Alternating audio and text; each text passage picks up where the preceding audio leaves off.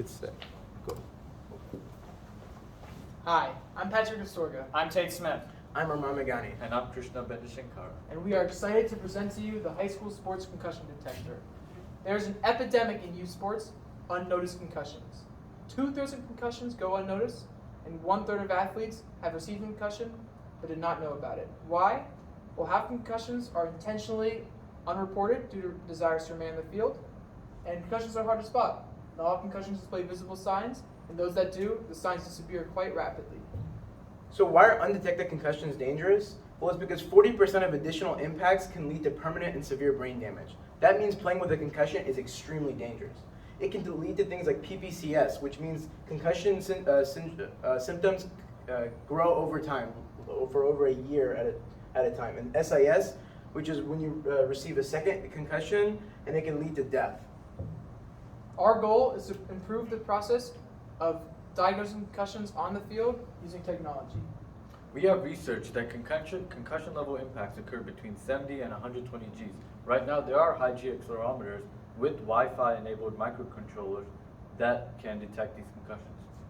So our solution is to detect a concussion using the accelerometer, notify a referee or a medical staff, which will then stop the game and allow the player to be cured. At first, we wanted our technology to be implemented in a mouthguard. That was too small and too wet to be effective. So we moved on to a brace. That was too hard to construct, and we realized that the space inside of a football helmet was more than enough to mount the device. So this leads us on to our first prototype. The High School Sports Concussion Detector Mark I uses a small high-G accelerometer paired with an ESP32 over I2C communication to transmit the data to a server receptacle. So we programmed our accelerometer to detect the Gs and detect the concussion. We then programmed the Wi-Fi module to send over that data to a client using the client-server method. We used a breadboard to facilitate easy prototyping. It was then the data is then sent over to an access point, which is just a router. That data is then sent over, as you can see here, with the 3 axes, X, Y, and Z, that can detect whether or not a concussion has been detected. Now you may be wondering how we're going to fit this technology into a small package to fit into a helmet. Well, for our second prototype, we turned to printed circuit boards, which allow for any electronic circuit to be miniaturized. Since our first prototype needed external power source, we needed to add a battery charge controller, and a voltage regulator to our circuit. So we designed our PCB in stages, starting with the schematic, using the Easy EDA software. After creating our schematic, we then moved to the PCB design, in which we made a 4-layer PCB with 2 sides.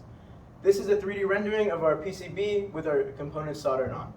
After that, we got our final product, which is the PCB combined with the ESP32 with a quarter for size comparison.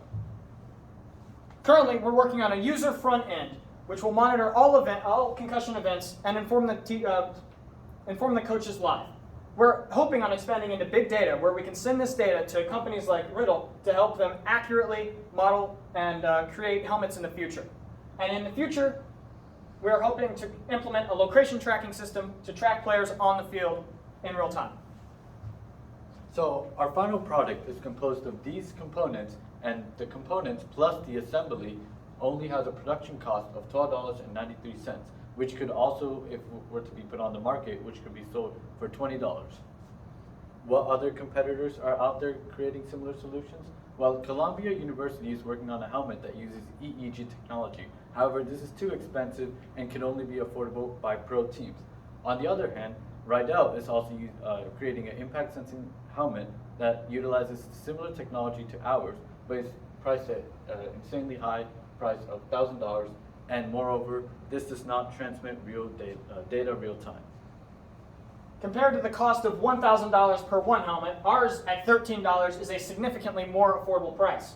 There's absolutely nothing on the market that solves a problem just like we have, and it is very important that we do, in fact, create a solution for high school level football, which has a market of 1.2 million athletes every 4 years. Our goal with our product is to eliminate undetected concussions in high school sports and even middle school sports. Thank you Thank for you your time. That was better. A lot better.